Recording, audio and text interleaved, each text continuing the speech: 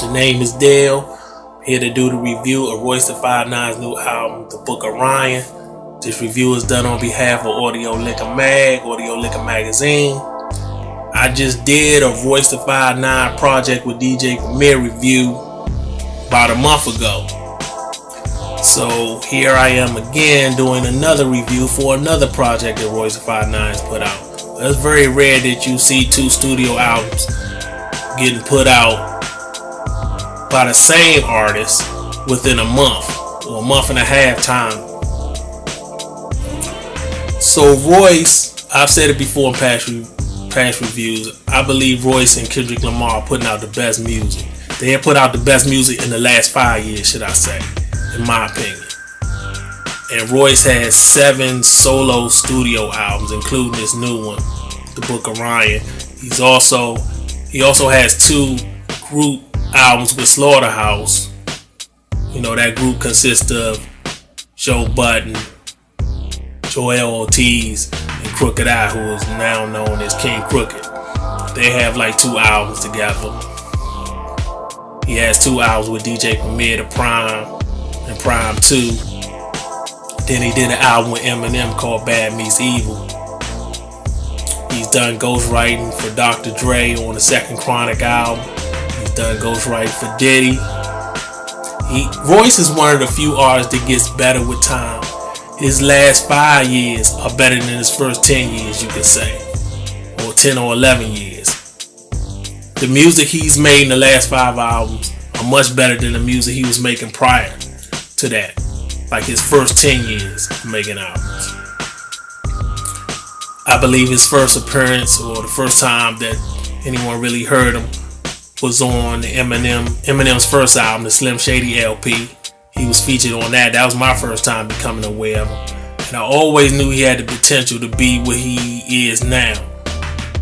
But I think his first couple of albums, either the production was lacking or it lacked direction. It was just all over the place. He didn't really know what he wanted to be. Sometimes I felt he was trying to straddle that line between commercial and underground, and the mix didn't work on an album, on a project. But now I think he's reached his stride. I think he knows what he wants to do and how to make a complete album at this point.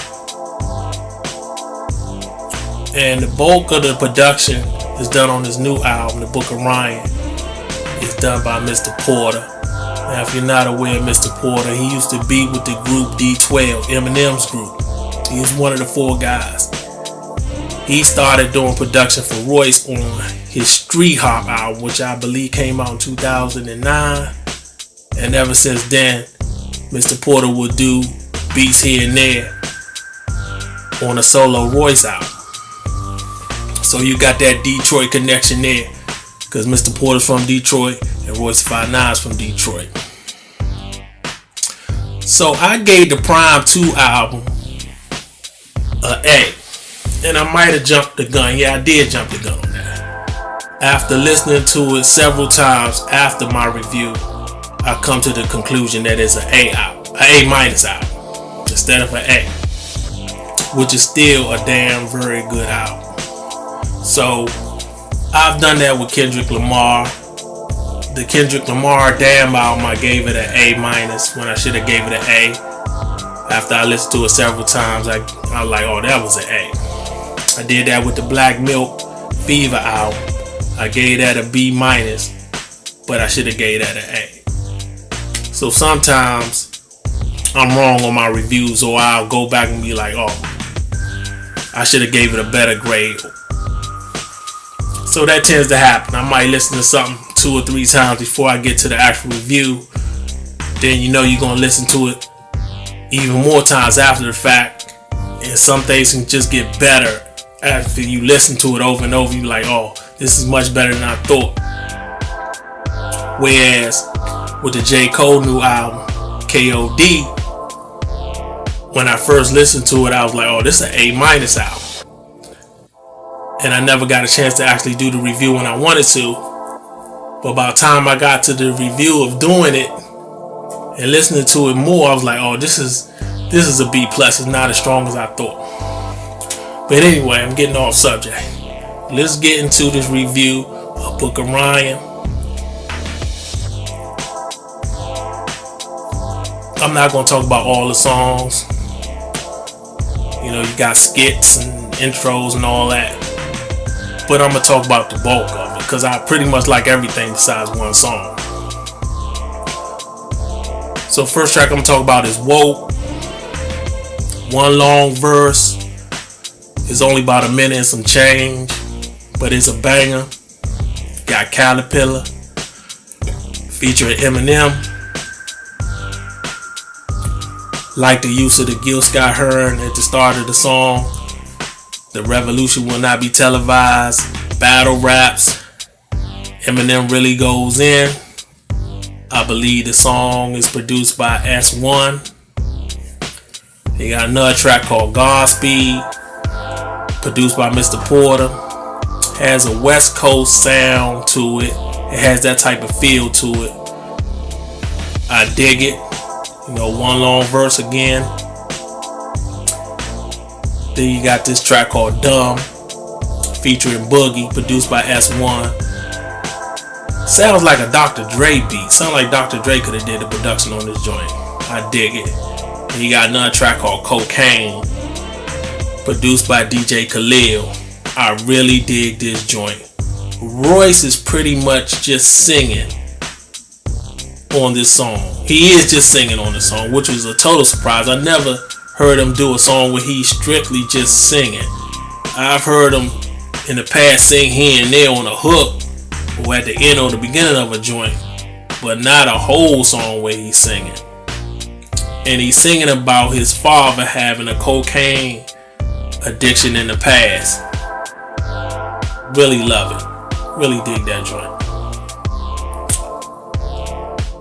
You know, you got a lot of rappers out here, or so-called rappers, is doing this singing now, where they're either using auto-tune or they putting some effects on their voice when they really can't sing. I don't know how this became the thing. You know, a lot of these guys like Future and them, they do this singing where they sound like drunks to me. Remind me back in the day when we used to walk to this liquor store called 51's on Southern Avenue, and you hear the drunks out there just singing.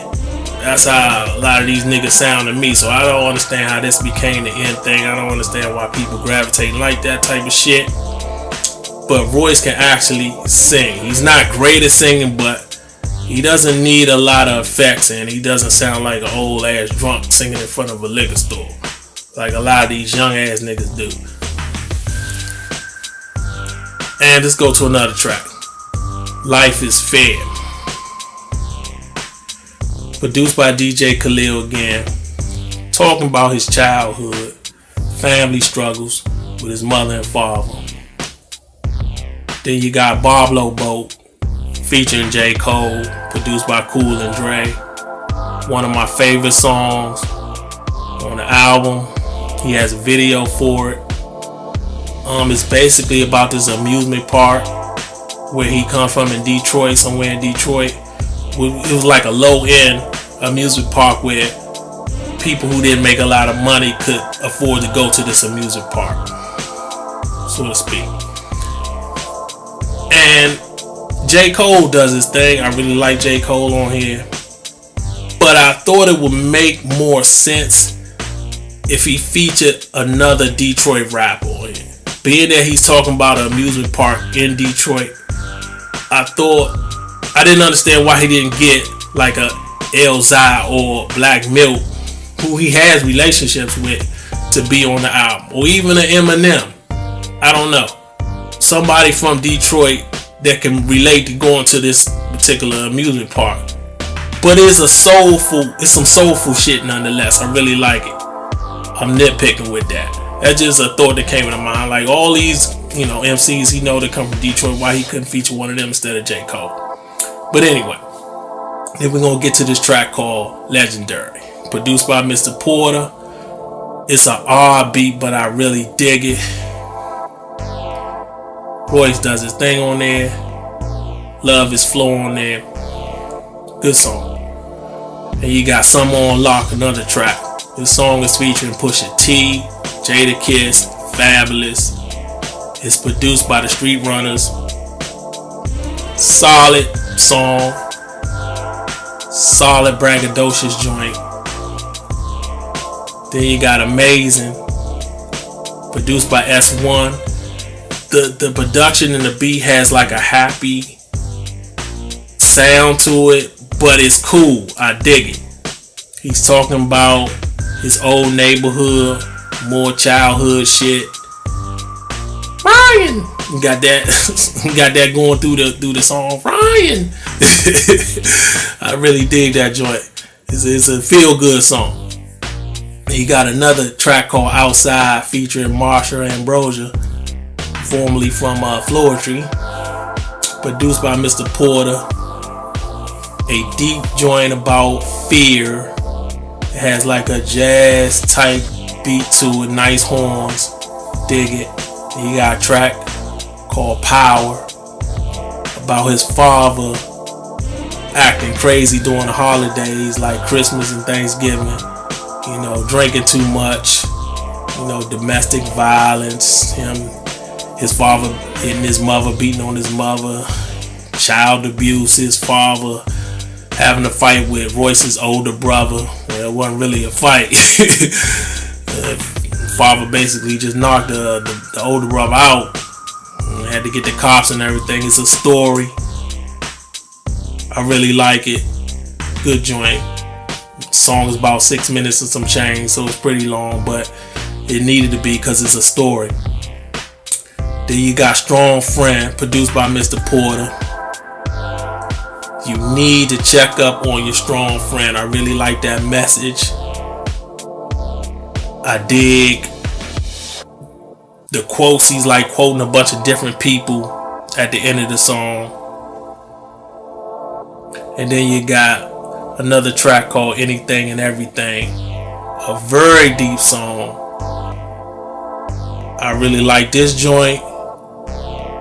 I believe it's produced by Mr. Porter. He's quoting some folks at the end of the song again. I really like it. I like the pianos. Man, he's saying some strong shit on here. I really like what he's saying on here. That's a song that I'm gonna really listen to a lot, and it's not even a long song. I think it's short, about probably 2 minutes and some change, maybe a little over 3 minutes. But I really like that song. One of the standouts. Then he got a joint called Stay Woke, produced by Ill Mind. Ugly face music, nasty beat, voice goes in, love the lyrics. Now I'm going to talk about second to the last song. This is one of the songs that I didn't like. I don't like First of the Month. I don't like this shit. It features T-Pain. You got Royce doing a lot of singing. It's a reach for the radio, but I don't blame for trying to get some radio play. There's other joints on this album that can get radio play too. Like Amazing should get radio play. Maybe a few others. But this is like a real strong reach for the radio. I couldn't get into it. But other than that, this album is very, very strong. He has some skits on there. He has like a theme where his son, his actual son, is interviewing him. And that's pretty much the theme for the majority of the album. And you know, most of the skits, I like the production on most of the skits, but it's basically not actual songs. It's just his son asking him certain questions, and that kind of like leads up to the next track, the next song. This album is basically like his bio. It's very introspective. He said on interviews this should have been his first album. So I'm gonna go A on this, but I have to tell you, this is borderline classic. It really is. I think this might be his most complete album. Might be his best album. I still got a lot of love for his Layers album, which I believe came out in 2016. I still play that a lot to this day. I thought that was his best solo album until now. So I'm gonna have to listen to both and really analyze them and see which one is better in my opinion. But he has something special with this album. So definitely go get this album, get it online, download to your phone or whatever device you use to listen to music. Get it. This is a must-have. There's one more track, which is a bonus track. The last song is Caterpillar, but it's the remix. Instead of featuring Eminem, it's featuring Logic. I prefer the Eminem version. The Eminem version is much better. I don't think Logic really did his thing on here. He's talking about not being accepted. He's mixed. He's half white and half black, and he talks about not being accepted by the black world or the white world. He pretty much covered that to death on his solo album that came out last year, which is titled Everybody. So I think he's kind of beating that drum a little too much for me at this point. So I didn't really need to hear that on the feature. And I misspoke earlier. I said that I gave Black Milk, the Fever album, a B- when I should have gave it a B. I should have gave it a B. I think I misspoke and said I should have gave it an A. No, I should have gave it a B after listening to it more and more. So if you haven't got that Black Milk Fever album, it's a B grade in my opinion, and you should listen to it, check it out, and purchase it. It's worth the money. And now I'm truly finished with this review.